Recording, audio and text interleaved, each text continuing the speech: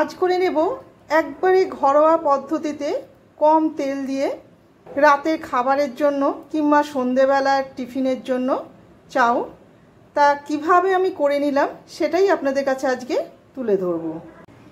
নমস্কার বন্ধুরা, মাইমামনির রান্নাঘরে সবাইকে স্বাগত। আজকে রেসিপিটা আমি ঘরেতে রাতে খাবারে করে নিতে চাইছিলাম। করে নেব চাউ, নানা রকমের সবজি দিয়ে করে নেব চাউ। চাউটা আমি সেদ্ধ করে জল ঝরিয়ে কিছু মশলা, তার মধ্যে আছে লবণ, বিট লবণ, জিরে গুঁড়ো, ধনে গুঁড়ো, গোলমরিচের গুঁড়ো আর সাদা তেল দিয়ে চিনি একসাথে মাখিয়ে রেখে দিয়েছি। গাজর, বিন আর বাঁধাকপিটা আমি হালকা সেদ্ধ করে নিয়েছি। আমি কিন্তু ভাজিনি, হালকা সেদ্ধ করে নিয়েছি। এরপর কড়াতে সাদা তেল নিয়ে নিয়েছি। সাদা তেলেতে মাঝারি সাইজের একটা পেঁয়াজকে কেটে হালকা করে ভেজে নিলাম। ভেজে নিয়ে 3টে ডিমের ভুজিয়া করে নেব।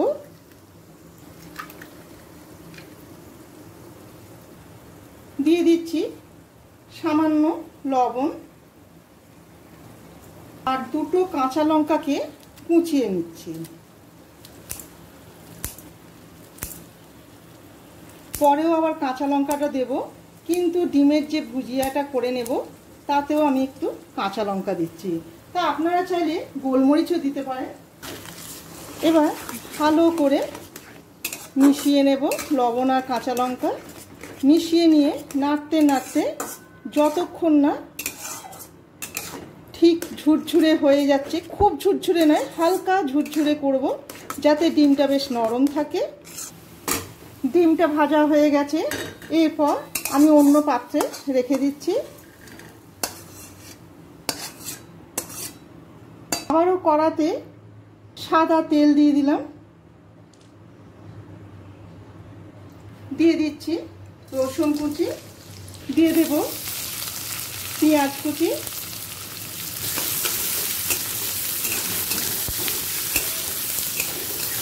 পেঁয়াজের সাথে আমি একই সাথে দিয়ে দিচ্ছি অল্প আলুও দিচ্ছি।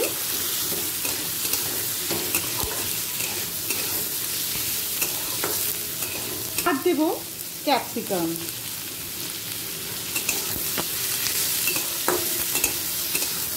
সাথে দিয়ে দিচ্ছি 2টো কাঁচা লঙ্কা কুচি, কেননা ডিমেতেও আমরা কাঁচা লঙ্কাটা দিয়েছি, সেই বুঝে কাঁচা লঙ্কা দিয়েছি।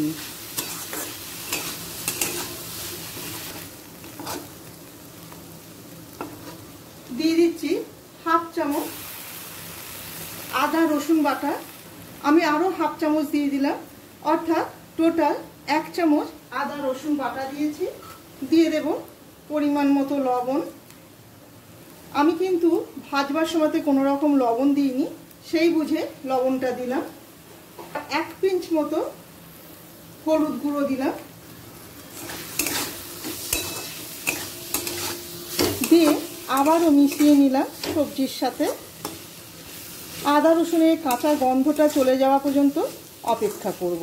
একবারে ঘরোয়া পদ্ধতিতে করে নিচ্ছি, যেমন গাজর, বিন, বাঁধাকপিটা যেমন ভাপিয়ে নিয়েছি, আমি এর সাথে একসাথেই ভেজে নিতে পারতাম, কিন্তু তেলটা একটু বেশি লাগতো, তাই জন্য আমি একটু ভাপিয়ে নিয়ে রান্নাটা করে নিচ্ছি। কাঁচা গন্ধটাও চলে গেছে। এরপর দিয়ে দেব ভাপিয়ে রাখা গাজর, বিন আর বাঁধাকপি। আপনারা একসাথে ভেজেও নিতে পারেন। এবার পুরোটা ভালো করে মিশিয়ে নেব। দেখুন সবজিটা দিতে অনেকটাই বেড়ে গেল। এরপর এখনও ডিম পড়বে, চাউ পড়বে, তা আমি কড়াটা একটু চেঞ্জ করে নেব।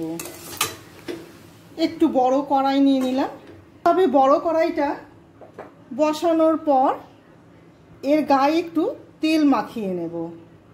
গ্যাসের ফ্লেমটাকে হাই করে দিলাম।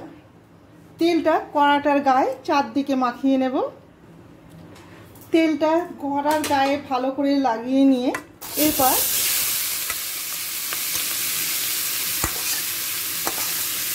সবজিটা বড় কড়াতে দিয়ে দিলাম। হাই ফ্লেমে এবার ভেজে নেব। দেখুন ভাজা ভাজা মতো হয়ে গেছে। এরপর একে একে দিয়ে দেব চিলি সস, সামান্য ভিনিগার দিলাম। এরপর দেব সয়া সস,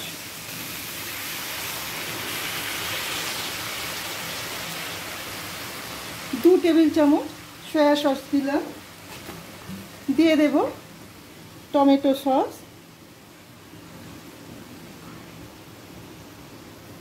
3 টেবিল চামচ টমেটো সস দিলাম।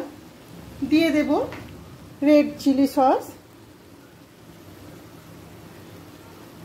1 চামচের 1 চামচ দিলাম।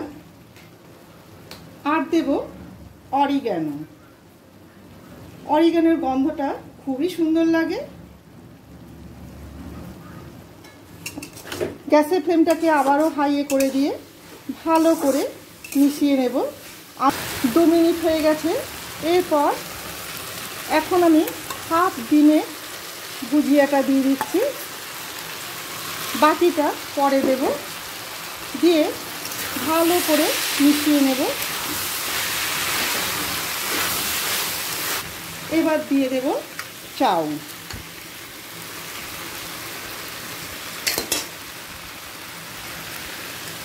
দুটো কাঁটা চামচের সাহায্যে আমি ক্রমাগত ওপর নিচ করে দিয়ে গেছি, কেননা সব দিকটা যাতে সমানভাবে তেলটা মিশে যায়। চাউয়ের সাথে সবজিটা পুরো মিশিয়ে নেব।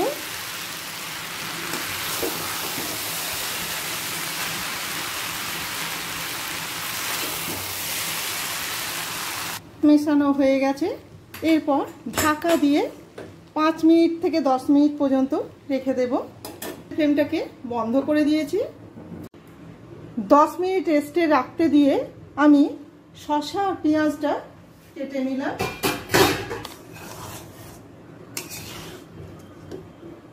এবার অন্য পাত্রে তুলে নেব। চাউয়ের এই রেসিপিটা আপনাদের কেমন লাগলো অবশ্যই কমেন্ট করে একটু জানাবেন। কিন্তু আপনারা কমেন্ট করলে খুবই ভালো লাগে। এতে কি আমার ইচ্ছেটাও জাগে পরের রেসিপিটা রেডি করতে।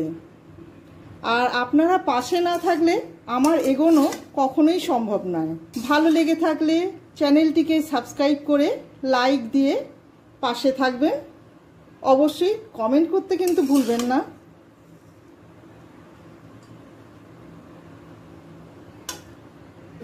উপর থেকে দিয়ে দেব ডিমের ভুজিয়া, যেটা আমি পরে দেব বলে রেখেছিলাম। দিচ্ছি শসা কুচি, পেঁয়াজ কুচি,